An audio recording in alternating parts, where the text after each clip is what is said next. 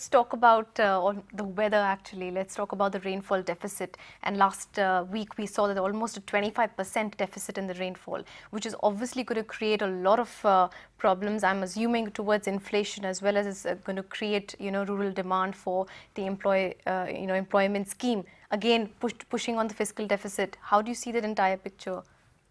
See, it's around 21% at this point in time, the deficit, and it's obviously not good. The reason it's not good is because much of Indian agriculture is rain-fed, right?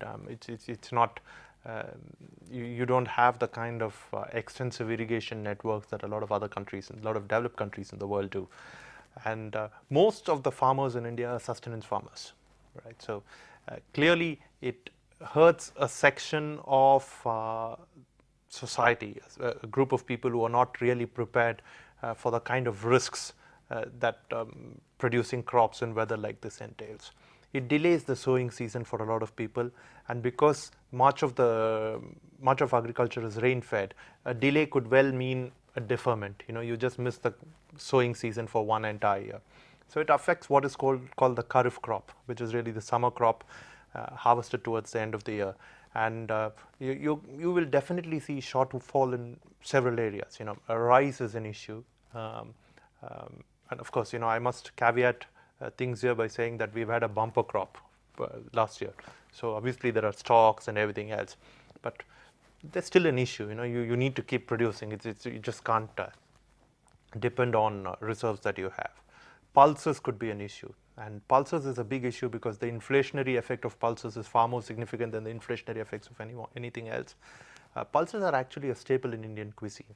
Whether you look at the north, you look at the south, east, west, everywhere. It's one form of pulse or the other, which serves as the fundamental source of protein for a lot of people. So it's a part of their diet. Without pulses, it's going to be very, very difficult. If you look at this big spike in inflation that happened 18, 20 months ago, much of it was led by what was happening in pulses. And the problem with pulses is not too many other countries in the world grow the kind of pulses that we do. Burma does. But again, you may be able to import a little bit from there, but from most other countries, you won't be able to import pulses. So what do you do? So it will have some effect on food inflation. It will have, to me, the more worrying thing is what it does to the sustenance farmer, because these people won't really be able to sow a crop this year. They will have to, the state will have to step in and rescue them in some way, because I really think that if things go on like this, and at this point in time it does look that way, because June 1 to July 13th is the period when 70% of the rain that falls during the entire monsoon season falls, and in that you have a shortfall of around a fourth, right, between 21%, 22%, whatever the number is.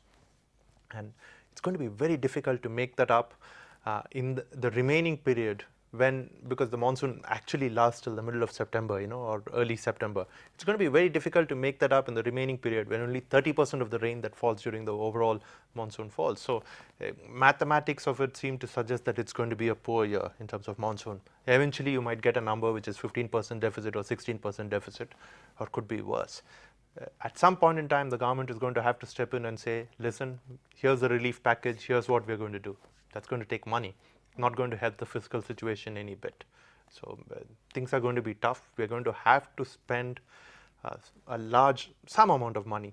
I don't know how large, but some amount of money on a relief package. It's not going to work out well for the economy at the end. Okay, so finally, looking at the larger picture, as you said, yesterday we know that the World Economic Update was out, and it didn't have any great news at all. In fact, is lowered the global growth forecast as well as the forecast projected for India. So what do you think is driving this constant depreciation of our growth, and where do you see us moving?